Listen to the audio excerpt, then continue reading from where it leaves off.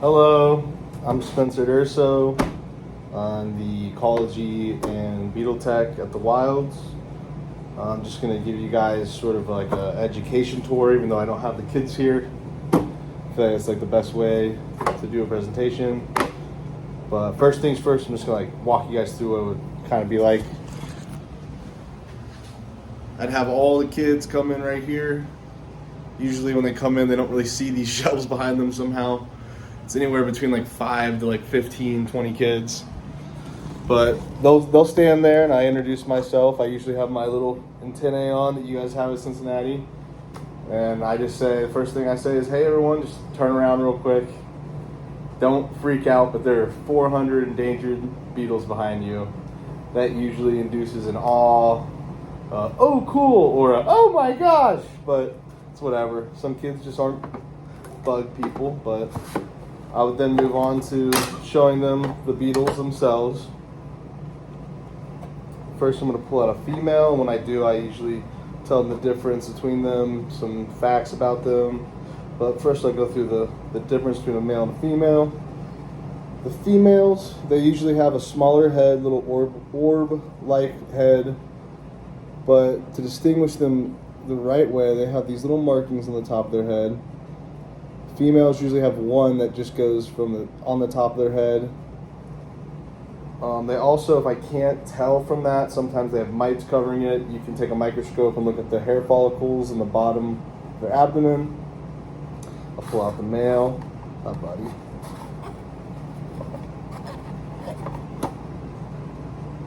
What are you doing, dude? So the male has a little bit wider head. I just tend to notice it. It helps me see the difference between the two of them more, but they have a little bit of wider head, but that orange reddish line goes all the way down to their mandibles. Again, if I can't tell, I'm going to look at their hair follicles, help me determine which one's which. But as you guys can see, this is when I start describing what the beetles are. They are bearing beetles, and if you can see, they have their little chemoreceptor bulbs right here. They can detect a dead animal, usually a rat or a pigeon. They really want those passenger pigeons, but unfortunately they're extinct. But they can detect them, and they're really good flyers. Not the best landers, but they can fly. And they'll fly, again, 2 to 5 miles to find one to lay their eggs on, and their larvae. And they're one of the only species of insects that I know of, I'm pretty sure, of the world, that take care of their young. You know, the mom's moving the larva back to the meatball that they form in the breeding bucket or in the ground. And the male's sort of kind of defending it. Another thing I like to say is that there are three things that the beetles are. They are predators, scavengers, and decomposers, because they're finding the dead prey, again, 2 to 5 miles away. They're chemoreceptors. They're going to fly to it. They're going to bury that thing, helping decompose it. And while they're down on the ground, they're hunting larvae like we have here. I do husbandry work for not only the beetles, but for our feeders. So we have waxworms, mealworms, flesh flies. I won't grab the flesh guys. They're just maggots. But the only ones I really don't do husbandry work with are the waxworms. We kind of buy them. We have our own little mealworm farm and our own fly cage. This is what I pointed out to the kids. Some of them will freak out because they are kind of gross, but I've been very much used to them. Flesh flies, and then we move them after we put cat food in there. They'll lay their eggs, and we move them to their big jar to get bigger. A thing to know about all the insects that we take care of here, including the feeders, is that they all go through complete metamorphosis. It means they egg stage, larva stage, pupa stage, adult, and yeah.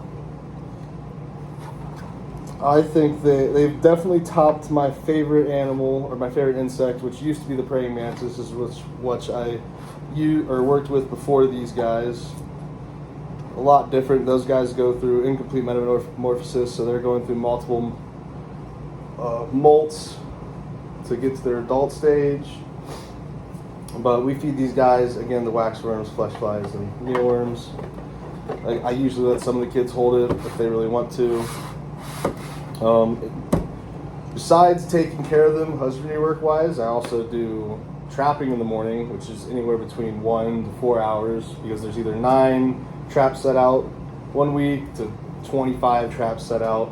And one of that includes, there's pitfall traps all throughout the wilds that I drive up to, pop the lid up, check for ABBs, but we're also checking to see the other 7 species that we could catch. The notable ones are the orbs, the tomies, and the postulatus. We see those guys a lot, but again, we really want to catch these guys because we want them to stay in this area. They're extirpated from Ohio, which means they're extinct from the state. Their native range is now mainly Nebraska, Oklahoma. They have some randomly on block in Nantucket Island on the East Coast. But people hypothesize that the main reason that they started to go extinct in these areas and their native range has been so shrunken down is mainly the passenger pigeon going extinct. Again, they're the perfect size for them to bury, but also urbanization, cement going down around cities. They use the ground to go down. Someone builds something over top, they're not going to come up. But yeah, we also have our breeding program. This started, the barn was built in 2008, so a long time ago. I'd be telling this to the kids, obviously. They probably think I'm ancient, but 2008, and we finally had a overwintered beetle in 2018. So that's 9 years of hard work releasing beetles, taking care of them, doing husbandry work, working with other foundations to finally get one 9 years later to overwinter. Overwintering means that it buried itself at the end of the fall when it got too cold, kind of like a hibernation period, and then finally when it got warm enough in the spring, it survived and comes back up. That's really hard for these beetles because they only live between 6 months to a year. The longest I've ever seen one alive is like a year and 3 months. I've become a lot closer with these beetles, so much so that we started naming them. The first 2 I ever named were Bobby and Tony. They were almost an unsuccessful breeding bucket that somehow lost a bunch of larvae, and then there was only 2 left. We kept them, and they came out, so they got names. Luckily, Bobby was released during a breeding session. Unfortunately, Tony got some sort of fungus developed on him, and he sort of passed away, but he did live a long time. When I ever have apprentices working with me or volunteers, usually when they do, when we're checking buckets and there's one that's emerged, I'm like, all right, you get to name it. So what do you guys want to name it? We have Alice, Rambo, all 3 of the Spider-Men, so Andrew, Toby, Tom. I think there's one more over there, but yeah, we like to have fun here. I try to. It's a great time. I always have, podcasts going or something. But again, I'm not only doing husbandry work, I do field work as well with these guys, and I just love to teach people about them because, yeah, they're burying beetles, but all insects do weird things. But burying beetles, I think, are very cool. Thank you guys for your time, I guess.